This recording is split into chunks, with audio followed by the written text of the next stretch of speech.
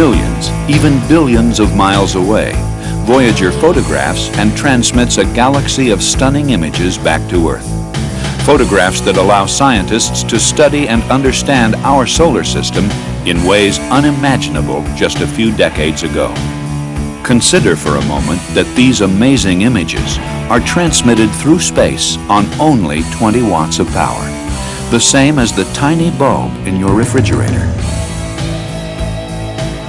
Consider also that Voyager's signal must contend with all kinds of interference, noise that can distort or even obliterate the simplest of messages.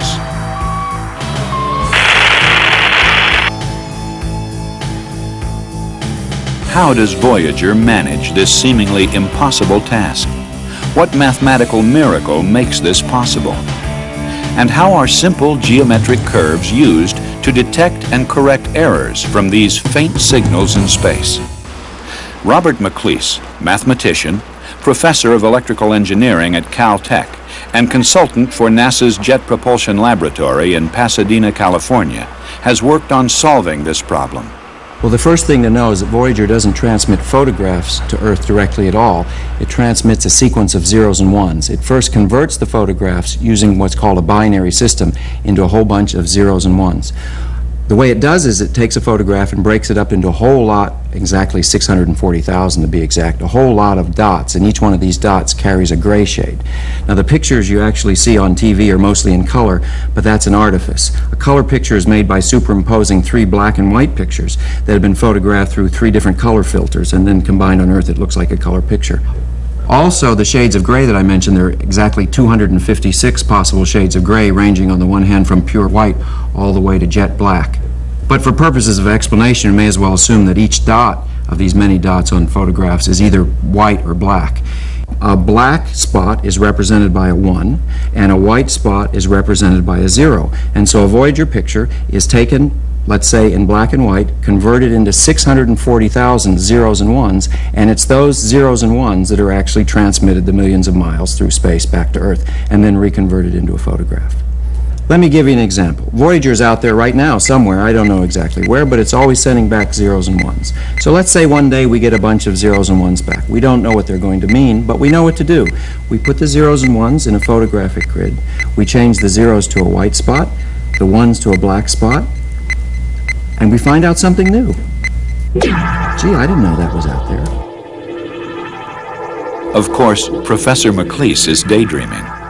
But noisy channels left alone could produce a variety of unbelievable images.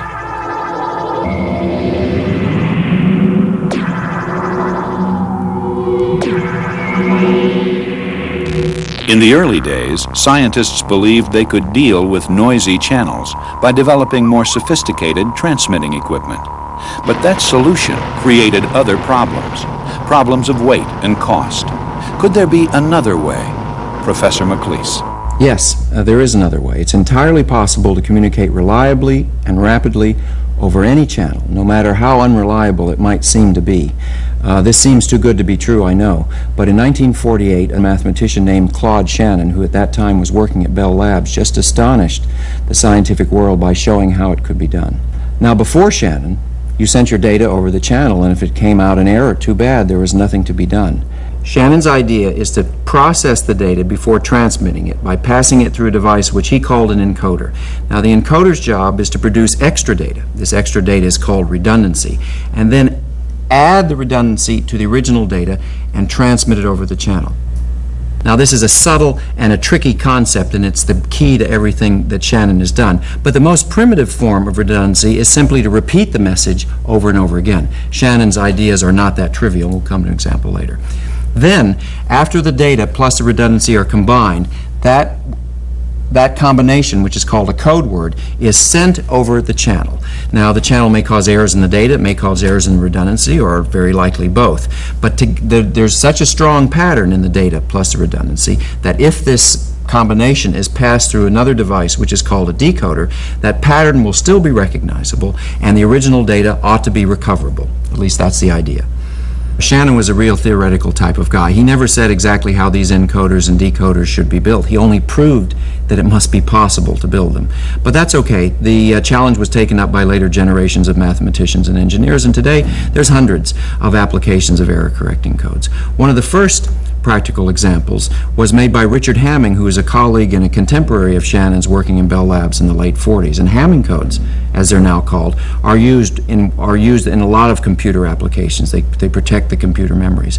But I would say that today the most important single class of error-correcting codes are what are called the Reed-Solomon codes. Reed-Solomon codes have a tremendous number of applications, including applications to Voyager's telecommunication system.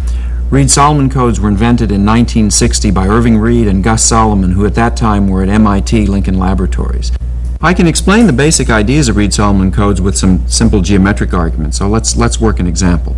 Now, Reed-Solomon codes work ultimately with zeros and ones like most of these systems, but in order to explain what's going on, it's easier to think of ordinary numbers. So in the illustrations, we'll be dealing with ordinary numbers, but bear in mind, it's really all zeros and ones. Suppose we wanted to send two numbers, let's say 3.6 and 5.9, from one point to another over a noisy channel, and we wanted to use Reed and Solomon's ideas. The first thing to do is to plot these 2 points geometrically. Okay? We all know that any 2 points determine a straight line, so we draw the straight line through those 2 points. Now, we started with just 2 points, but of course the straight line contains a great many other points. So let's choose 4 more of these points as the redundancy for our code word. Let's choose 8.2, 10.5, 12.8, and 15.1, which are 4 equally spaced points on this straight line. Now our code word will be formed of the 2 data points, 3.6 and 5.9, and the 4 redundancies. So the overall code word is 3.6, 5.9, 8.2, 10.5, 12.8, and 15.1. There's a very strong, where the original data had no pattern, but now there is a very strong pattern. These points lie on a straight line. Now if we send this data over the channel, we might have some errors. Let's say, just for an example, that the 3.6 and the 5.9 are interchanged, and we receive 5.9 and 3.6. You can see that the straight line pattern has been spoiled, but not entirely obliterated, since 4 of the 6 points still lie on a straight line. But if we draw a straight line through these 4 points, we see that 2 of the points aren't on the line. But since we know that the transmitted points all began life on a straight line, in order to recover from the errors, all we have to do is move the wayward points back onto the line, and presto, the original code word appears. The errors have been corrected. That was one example of Reed-Solomon coding, an example where we took 2 numbers using the Reed-Solomon's idea and tried to transmit them reliably over an unreliable channel. But in practice, of course, you might want to send a lot more than 2 numbers. The next example to consider is suppose we wanted to send 3 numbers over a noisy channel. How would we do that? Well, suppose we wanted to send 3.6, 1.2, and 2.2 over a noisy channel. The idea is to again plot the 3 points geometrically. Unfortunately, 3 points won't lie on a straight line in general, but any 3 points will uniquely determine a parabola, which is a second-degree curve. So now let's draw a parabola through these points. Now that we have the parabola, it's easy to guess what to do next. We locate some more points, let's say 4 more equally spaced points along the parabola, and use these points as the redundancy, thereby producing a 7-number code word: 3.6, 1.2, 2.2, 6.6, 14.4, 25.6, and 40.2. The original 3-number data had no particular pattern, but this 7-number code word has a very strong pattern indeed, because the 7 points all lie on the same parabola. It's extremely unlikely that 7 numbers chosen at random would lie on a parabola. With 4 redundant numbers, again protecting the data, we can correct any pattern of 2 errors. For example, suppose our parabolic code word were received with errors in the 1st and 5th positions as 11.6, 1.2, 2.2, 6.6, 3.3, 25.6, and 40.2. Now notice in this example an error occurred in one of the data numbers, namely the first, 11.6, and also in one of the redundant numbers. We can recover from that as well. In order to do that, we plot the 7 received numbers with their errors geometrically and look for a parabola connecting at least 5 of them. In this case, it is a little difficult for us humans to see the pattern, but the decoder or the computer doesn't have any trouble and can find the majority parabola immediately. 2 of the points don't lie on the parabola, so the decoder moves them back on, thereby again correcting the errors. course, the real world is always a little more complicated than these examples, and in fact, in the NASA system, which is used by Voyager, the Reed-Solomon codes are used to protect blocks of exactly 223 numbers simultaneously. And in order to do that, it has to use a geometric figure formed by a 222nd degree polynomial. But those are all mathematical details. The basic underlying ideas are geometric and just the same. As Voyager travels through space, it continues to photograph and transmit extraordinary views of our solar system, thanks in part to the work of mathematicians like Claude Shannon, Irving Reed, and Gus Solomon. But what about the future? For young mathematicians interested in the field of error correction, what challenges lie ahead? Shannon would tell them that there are a lot of possible opportunities to apply his techniques to channels. And he would tell them something strange. He would tell them to look for channels which are quiet, not channels which are noisy. That sounds contradictory, but let me explain that a little bit. Shannon says that if there's a channel which seems not to be making any errors and you're happy with your transmission, it could be cable TV, it could be telephone conversation, could be anything, and it seems to be working well, you're fooling yourself. You're not pushing that channel hard enough. To get the most out of any channel, you drive it as hard as you can. You talk faster into the telephone, or you put more bits on your magnetic recording until the channel changes from a quiet channel to a noisy channel, and then you correct the errors caused by the noise using his ideas. When you take that point of view, then it's easy to see potential applications for coding. You look for quiet channels or channels that seem to be okay. Cable TV, cellular telephones, certain kinds of magnetic and optical recording.